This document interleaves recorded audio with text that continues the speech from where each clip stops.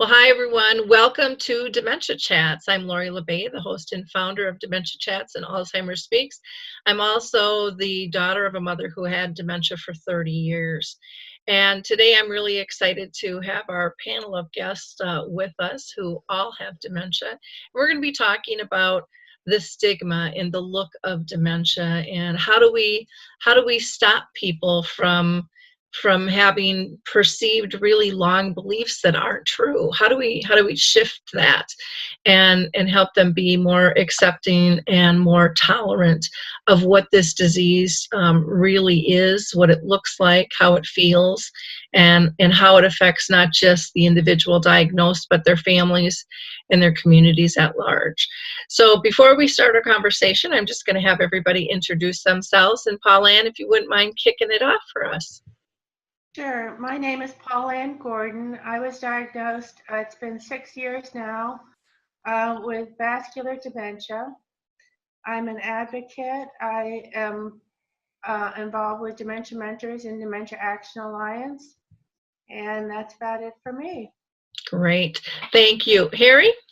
My name is Harry Urban. I live in Pennsylvania. I was diagnosed over 14 years now with dementia of the Alzheimer's type.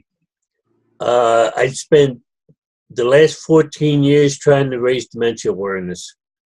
Great, thank you. Mary? My name is Mary Radnofsky. I've had a diagnosis of dementia for 12 years. I have a rare genetic form called subcortical leukoencephalopathy. It's a slow-moving dementia, and I am also an advocate for dementia rights. Great, thank you. And every time you pronounce that name, it makes me smile because that would not roll off my lips. It just, you do such a fantastic job with that. Michael? I know, I'm glad I don't have that because I'd never be able to get that out. Anyway, my name is Michael Ellenbogen. I'm an international dementia advocate, and I've been advocating for this cause for a very long time now. Great, thank you. Laurie? My name is Laurie Scherrer. I was 4.5 years ago, I was diagnosed with early onset Alzheimer's and FTD. And like all the others here, I think it's advocacy needs to be done, and we can't do it enough to explain to people what our diagnosis is all about. Thank you. Bob? My name is Bob Savage. I was diagnosed with Alzheimer's 2 years ago. My primary purpose in life now is to help reduce stigma related to dementia. Wonderful. Well, I'm just so proud to be with my panelists because they just have brilliant insights, and they are so authentic to themselves and to the cause and to moving the bar higher and raising awareness. So I know you're going to enjoy this conversation just as much as I will, because I always learn something from them. So today we're gonna kind of talk about the stigma that's still attached to dementia and how that affects people and how we change that, so that people understand, that dementia comes in all forms and sizes and shapes, and it twists and it turns, and it isn't stagnant. You can't always expect the same thing out of it. It just doesn't work that way. And for a lot of my panelists, I mean, they get asked very often, are they a fraud? Are they faking it? They don't look like they have the disease. So we're going to talk about what the disease really looks like and feels like and acts like, and how that impacts not only them, but their families and their communities at large. So Paulan, I'm going to throw it up to you first, if you don't mind, in terms of stigma. What do you battle with when you're out in the community, or even with family members? Well, I think it's important to realize that dementia is not one thing. There's a lot of varieties of dementia, different forms of variety, and they're all different in terms of how they play out, how quickly they progress. And so when one person looks at you and says, well, you have dementia, and so they have certain expectations of how you're going to behave. And that's not fair because everybody is different and unique. And a lot depends on the type of dementia they have. So one of the things that bothers me is when people come to me and say, well, you know, it's been 6 years, you don't act like you have dementia. Well, what does a person with dementia act like? It depends on what type of dementia they have, how long they've had it, what their personality is, what their IQ was before that. It depends upon their coping mechanism, their support mechanism. It depends upon a lot of things. The one thing that bothers me is that they may say that and then they'll turn around and say, when I can't do something, they'll say, what's wrong with you? Why can't you do that? And I'll be like, okay, a little double standard here. But, you know, I take that in stride.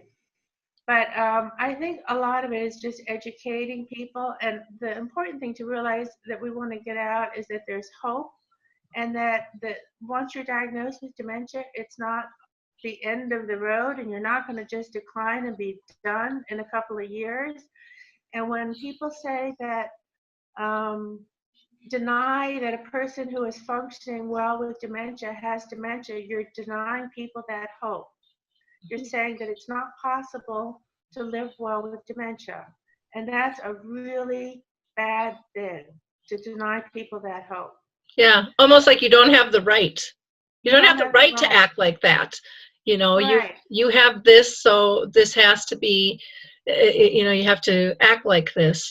The other thing I think that is thrown out so often too are people, and this happens in every aspect of life, but people leverage statistics to make their point. And there's a lot of bad statistics, and there's a lot of old statistics out there that you know, can complicate things when people are trying to do self-research and really haven't, you know, you can read all the papers you want and do all the schooling, but until you really start talking with people living the disease, real life disease, and seeing how it affects, and actually hearing them with, they're just as frustrated as the rest of the world, you know, with this disease, trying to figure it out. There's some good statistics in this room. There are some good statistics, some longevity right here that shows that it doesn't have to be a do and die thing, diagnosis and end of the road. Yeah. Well, and my mom alone, you know, she had lived with dementia symptoms for 30 years. And I remember way back then people saying, well, no, she couldn't have it. Well, the first 10 years of it, she was misdiagnosed and the doctors were going down the road of hormones. And my mom kept saying, this ain't my girlfriend's hormones. You know, she knew what was going on with her, but the doctors weren't educated way back then to even know how to test for something like that. And then when she was formally tested, then all of a sudden, you know, she had the mentality of a 3-year-old and don't let her out of your sight. Well, that didn't just happen overnight, you know, and the doctors and the clinicians now are saying most people can look through the rearview mirror and go, oh yeah, 10, 15 years ago, there were some signals. We missed them. You don't know, you know, what path they're going to take. So yeah, it's a very interesting disease. Plus, as humans, we're really good at hiding things because we're always trying to adapt. And so that's a very normal state we all go into is, you know, adapt and fit in. And so then it's harder to detect. And we do that in all stages of our life, in all areas of our lives. That's just one of the things we do. Mary, what are your thoughts? Well, there's a lot true about what you said. There's just so much. First of all, the misdiagnoses that happen at first become something that people hold on to a long time. And in fact, we ourselves would like it to be something else. We'd like our diagnoses of dementia to be something that is curable. Mm-hmm. And so we even have held on to this separate hope that it's maybe something else. It's not, and of course we have to let go of that and face the reality that this is the way life is now. But we have learned to adapt. Humans are very resilient. And I think the general public doesn't realize just how resilient you are in the face of a terminal disease when you can still function normally. And you can take cancer as an example, or AIDS, or any other really serious disease, and see that there are people walking around. And then there are other chronic conditions that are also invisible. It's the invisibility of it, and the small little changes that I call social symptoms. They're not necessarily medical symptoms, but they're social symptoms that manifest. And no one's around us 24/7, even family, we're not always with somebody. So nobody knows that we've made these stupid mistakes at one point, and we're trying to compensate for them elsewhere, or that we can really rally and hide, like you said. Mm-hmm. So it's a confusing type of a diagnosis. And as Paulan said, it's not just one disease. It's a whole spectrum of diseases. There's vascular dementia, and there's Alzheimer's, and frontotemporal dementia, and Lewy body disease. And all of these different diseases have different symptoms.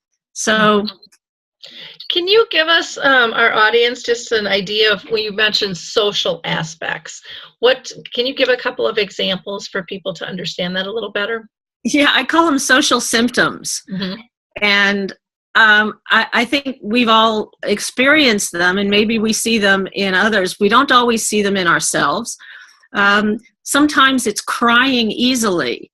And although that can be a symptom of other things as well, it becomes a social manifestation, and people notice it if you're making a scene, for example, or if you have trouble communicating, if you get sad easily, depressed easily, if you can't seem to look people in the eye, or if you can't feel like you fit in a social setting, or if noise is bothering you and all you want to do is curl up in a corner and put your hands over your ears. All of these are social type symptoms that many people wouldn't even notice as being a symptom of dementia if they didn't actually understand that these can be symptoms of dementia. Mm-hmm. Okay, great. Thank you. Michael, how about your thoughts on this topic? Well, first of all, to address the, statistics, we all get wrapped up in statistics, and people hear the numbers, but they don't all understand the numbers. They tell you that people with dementia can live 8 to 10 years. Well, that's an overall average statistic.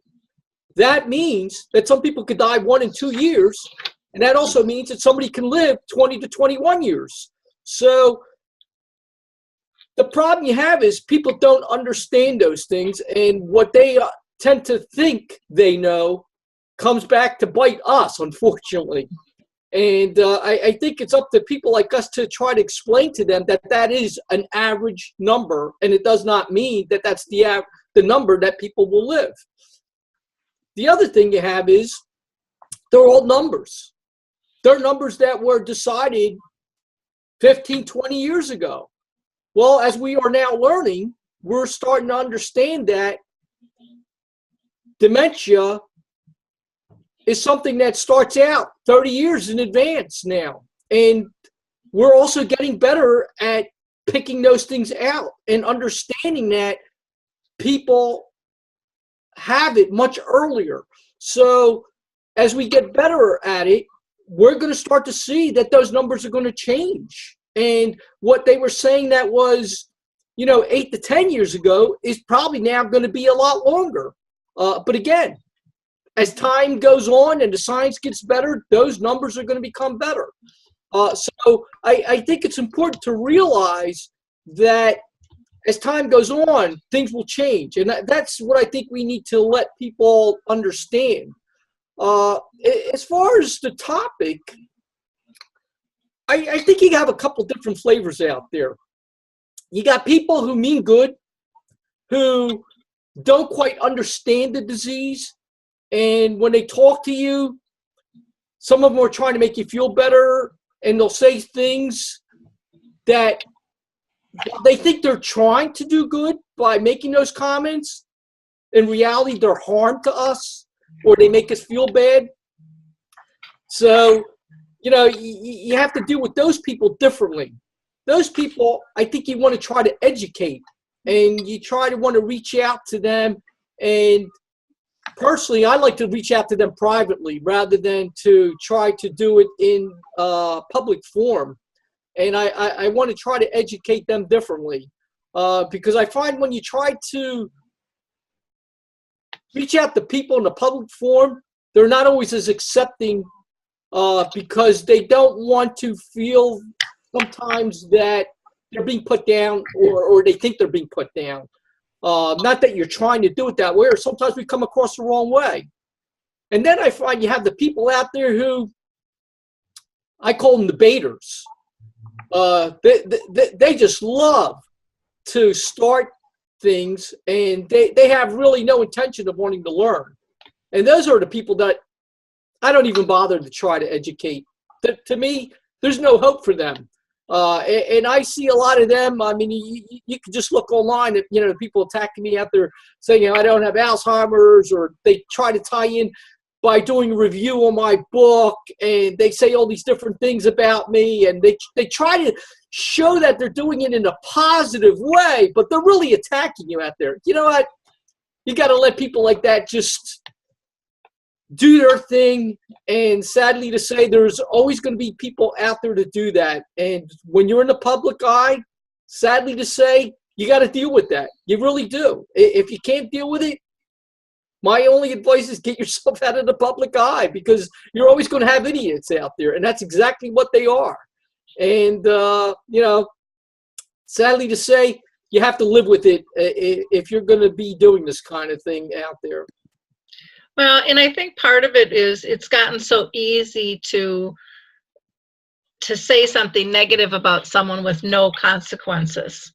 You know, with all the forms of communication that we have, it's just no one, I shouldn't say they don't think, but a lot of people don't think. They just, poof, they put it out there, if they wanted it out there like that or not. And once it's out there, you know, it's pretty hard to take back. And it's another way to get attention, you know, which might be something that they're missing. I mean, we don't really know what motives necessarily are all of the time. Sometimes I think, you know, I've seen some of the attacks on you guys, and I think sometimes there's people out there that are jealous that you do have a high profile, and people want that and don't know how to get that. And you know, it really is about joining forces and being collaborative and getting to know one another and raising one another's voices. I think that's one of the things you guys all do so beautifully.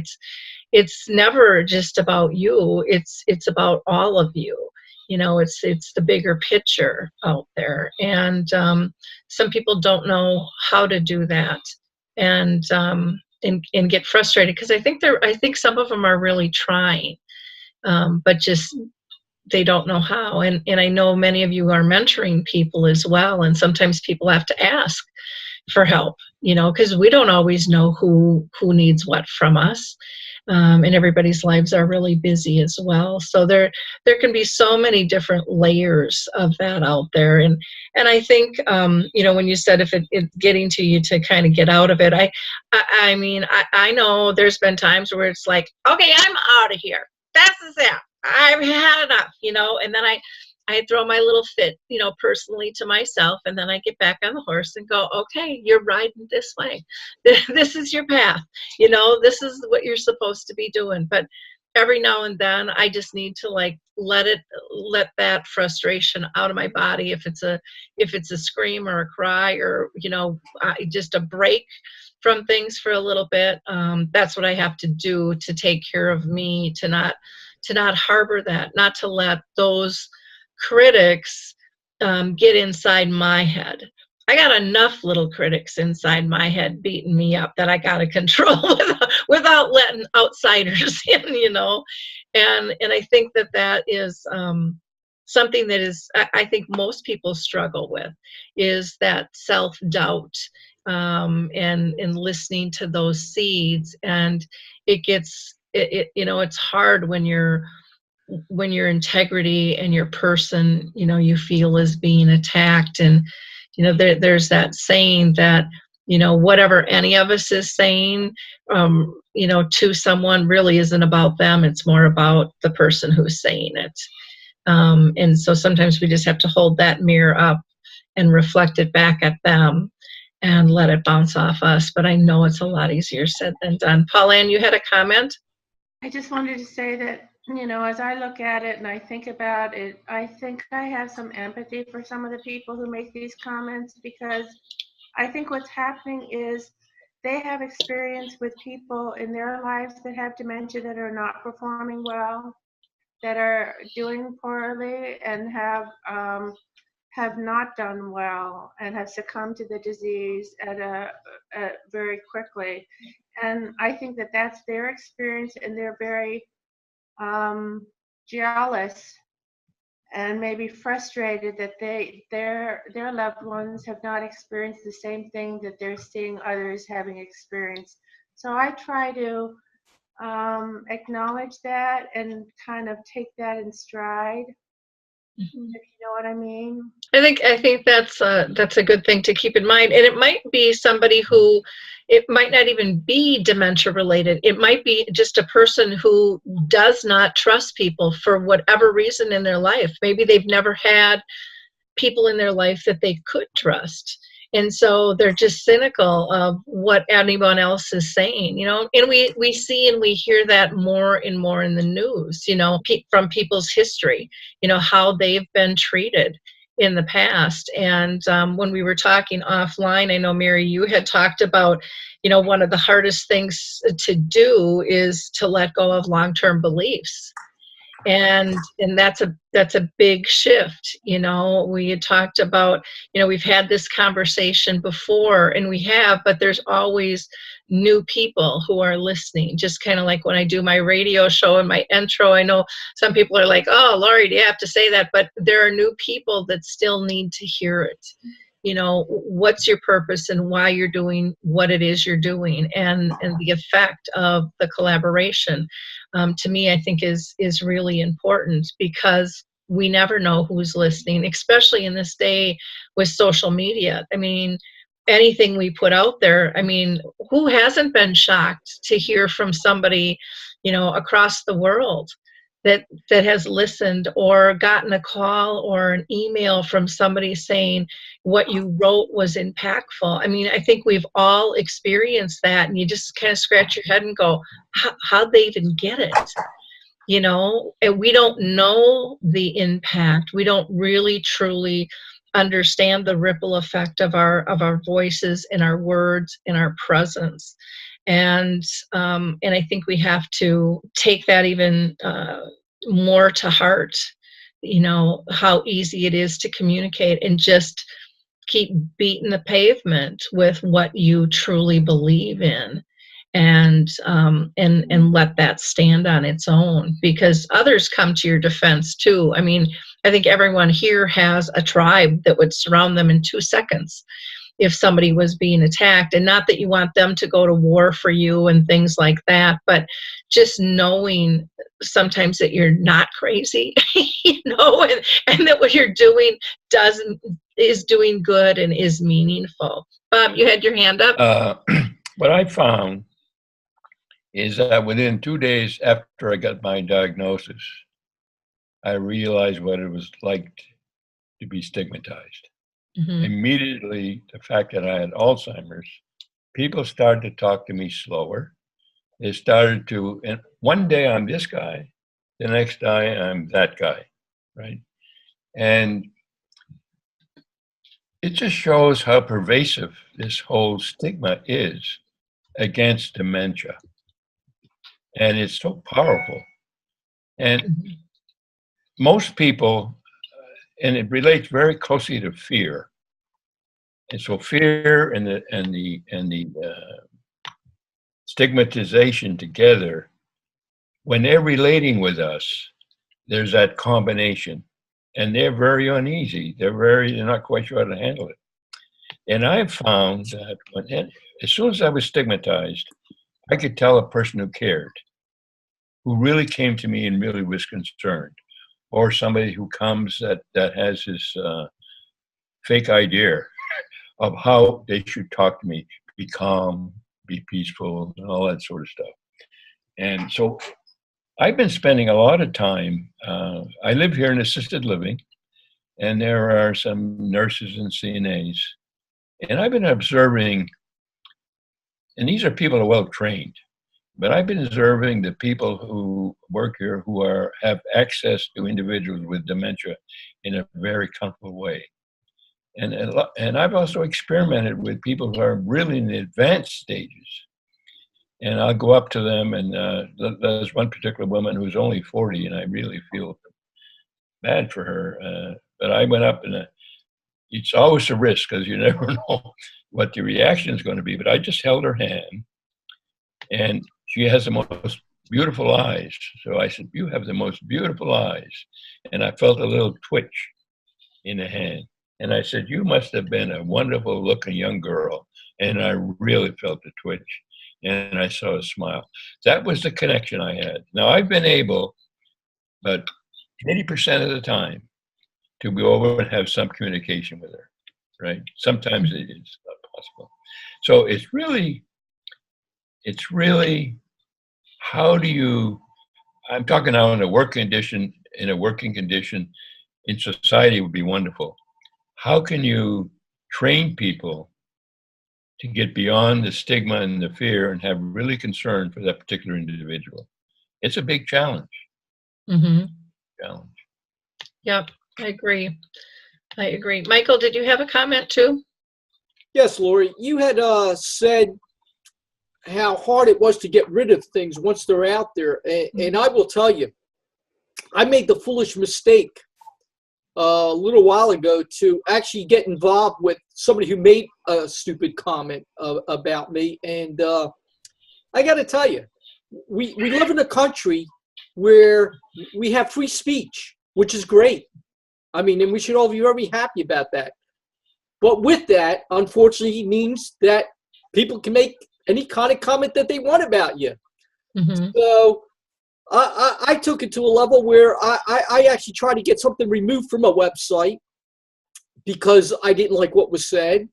And I even had a lawyer involved. And it all came back after spending a lot of time on all this, that it was very borderline and very hard to have something like that removed. So the thing I learned out of this, it ain't worth wasting your damn time to just ignore it. And I probably got more bitter because I wasted so much time trying to get something removed. And to be honest with you, I did not end up getting it removed. Mm-hmm. And I got more frustrated over the whole incident. And it would have taken a lot of money to try to do something that it would have just been easier to just let it go. And if there's one thing I learned from it, just let it go. And it's just not worth going after things, no matter how bad it is. Yeah. Well, and I think the other thing too is when you are in the public eye, granted something can bubble to the top, but I mean, if you Google any of us, people will get bombarded with things they can read about us, and they will really have to dig to find it, to kind of come up in the Google searches. The negative stuff is by far not going to outweigh all of the positive things that each of you has done. And so I think that you have to keep that in mind too, that if someone is really serious about, am I really gonna listen to this person? Am I gonna let them be one of my influencers? Well, all they have to do is look at the totality of your influence. And that kind of stands on its own record. Laurie? I think that those of us here in this chat are all people that want to make a difference, that want to live very well and thrive with dementia. And therefore, we're a lot different than a bunch of other people out there that want to just give up and go, woe is me, poor me. I think our attitudes have done a lot to keep us going. And we typically, most of us, tend to put on our best when we're in public. On days that we're not at our best, we're generally not on here. because we don't want people to see us that way. And whenever we're in public, we're shining, because if we're not in public. And therefore, that's what people are judging us by. And I'll give you an example. I had to scan 19 documents to send to an attorney. That normally would have taken me half an hour, 45 minutes. Instead, it took me 7 hours and 20 minutes to scan 19 documents. I couldn't remember how to hook up the computer, I couldn't get the thumb drive to work. I couldn't remember how to do it.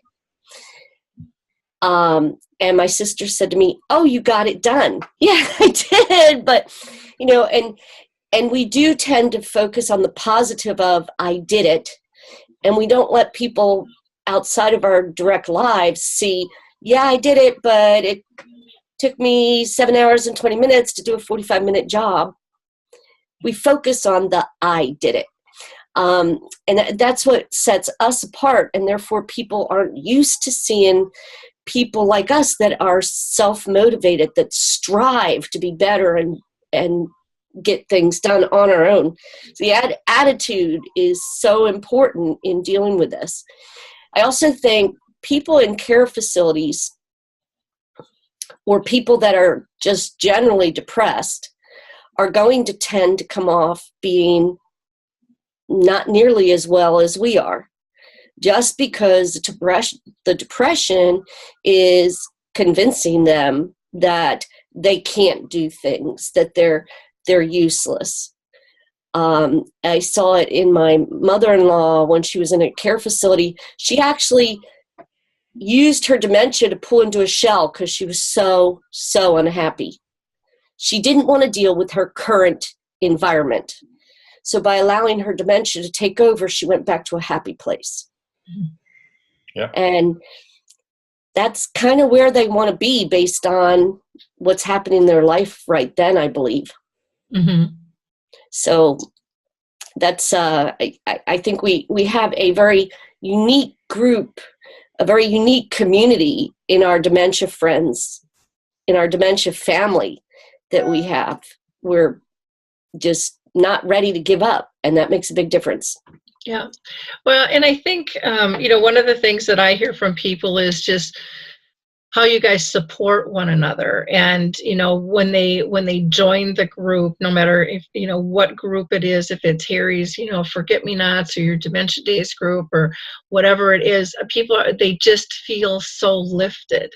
And they're like, where's this been all my life? And some people I have heard actually feel more connected now in their life with dementia than they did prior, because they're having more authentic conversations and they've just shed all of the cover. It's just like, this is who I am, and I can be honest with that. I'm going to go to Laurie and then Bob.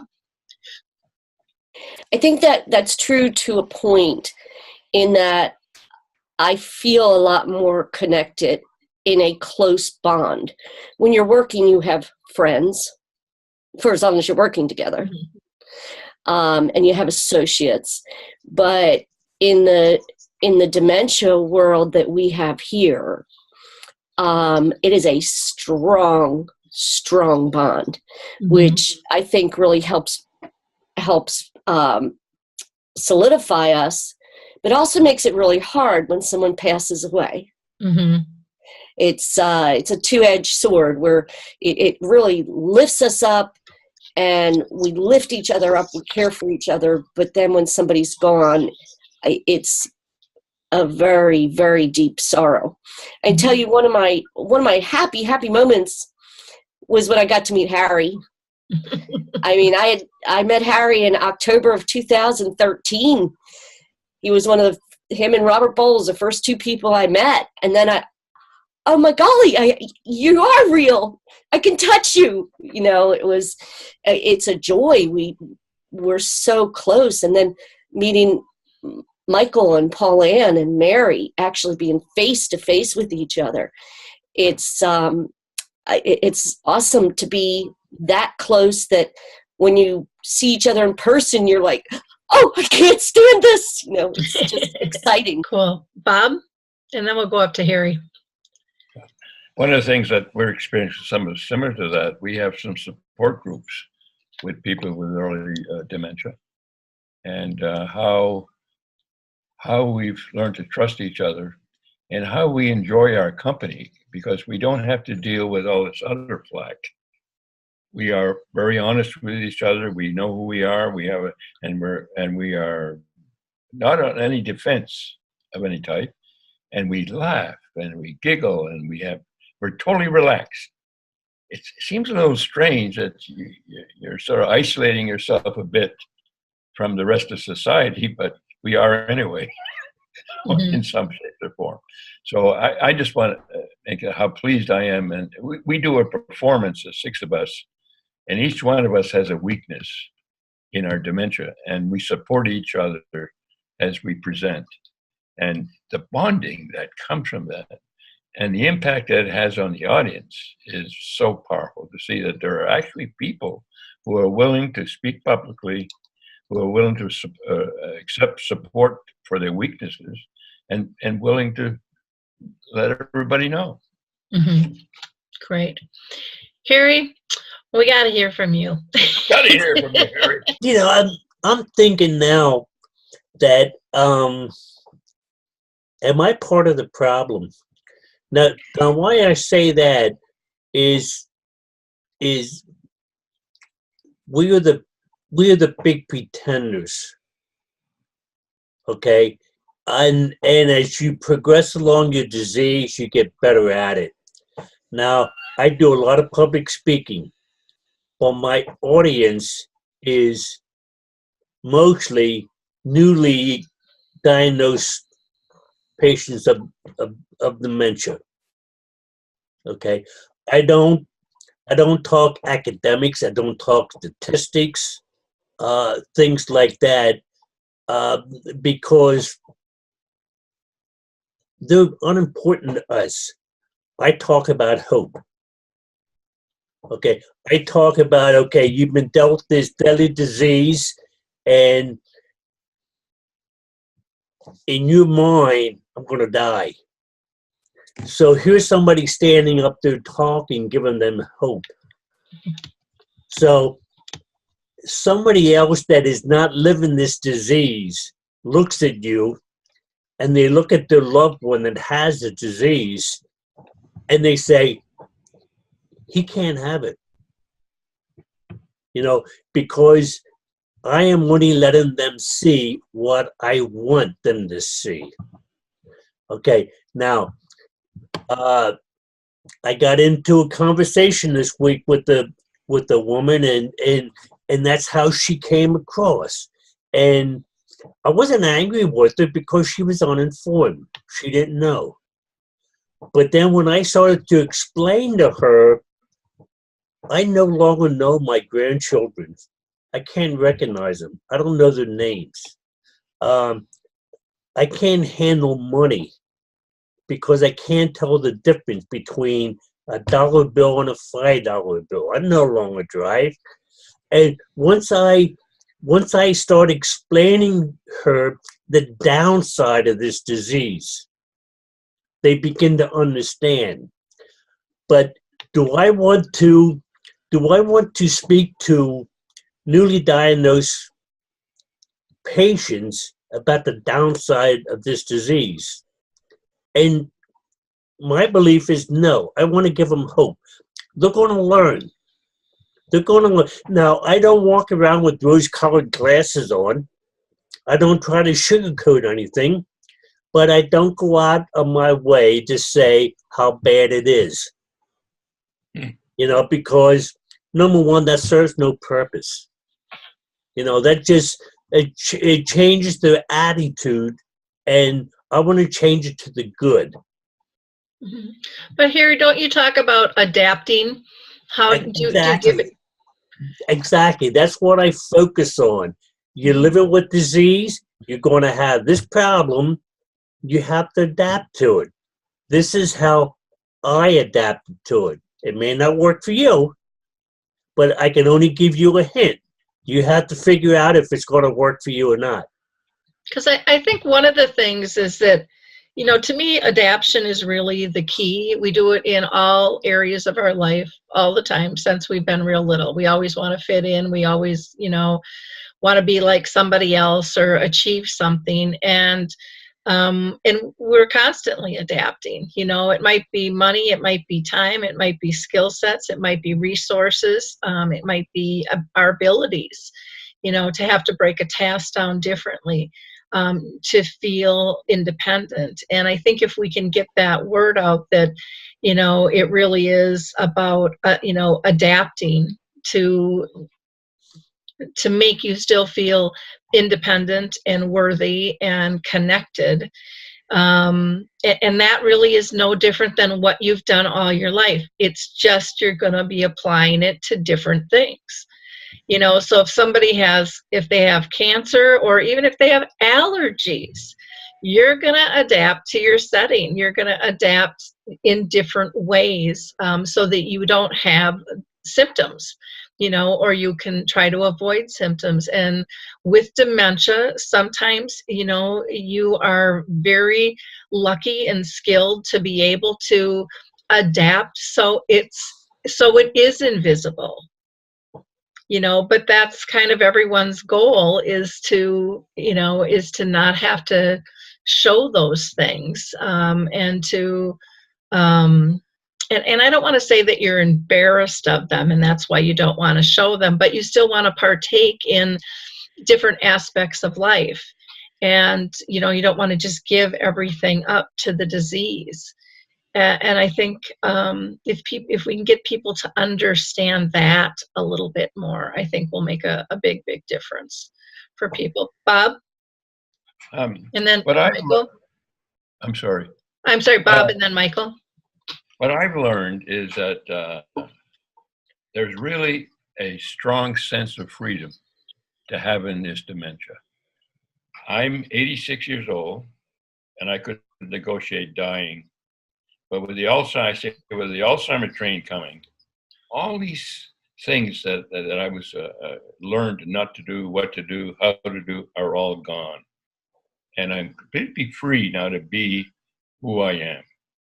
And sometimes it's a little bit embarrassing because we lose this filter that we developed over the years. But I just put my head down the side like that, and I say, I'm so sorry. I have Alzheimer's. I get away with more stuff that way. Thank you. Michael? I tell you, Harry brought up a real good point. I think we are part of the problem. Because when we do go out in public, we do try to present ourselves as, the people of hope and everything else. And that's what people see us all the time. So I agree with you, Harry. I wear multiple hats. Sometimes I really paint some real lousy pictures about this disease, but I'm talking to politicians. But I hear you, and you're so right. And that probably is part of the issues. When people see us that way, that's what they get accustomed to seeing all the time. Mm-hmm. Did we change that? I don't think so, because I think that's what we want to do, is present, that life does go on, living with dementia, and I think it's important that we continue to do that. Mm-hmm. Laurie, and then Harry. Okay. I do think we need to paint both pictures, because people do need to understand we do have struggles, we do have challenges, but they also need to. Part of that understanding is we've learned how to overcome a lot of the obstacles. Right. We've learned how to make a lot of adjustments and adaptations to live a happy, healthy, well, sort of healthy, to live well. And by not letting people see that we do have another side to this disease, I think for people that are newly diagnosed, or who are, their loved one is diagnosed, they don't understand that you can have it both ways. Yeah. Well, and like Lori, you've done, some of your videos just for changing sheets or going to the grocery store of how you've adapted. Those are really helpful. And I think we can use it not as a doom and gloom, but an education of this is how I've overcome that.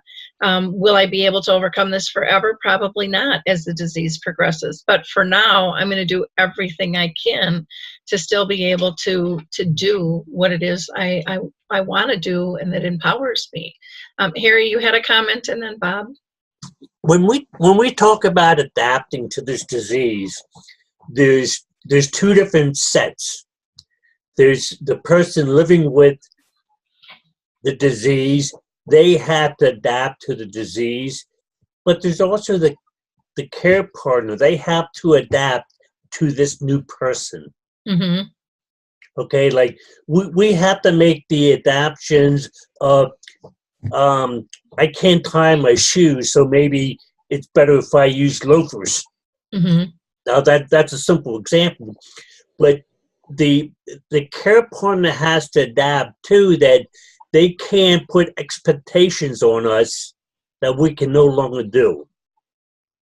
They have to adapt.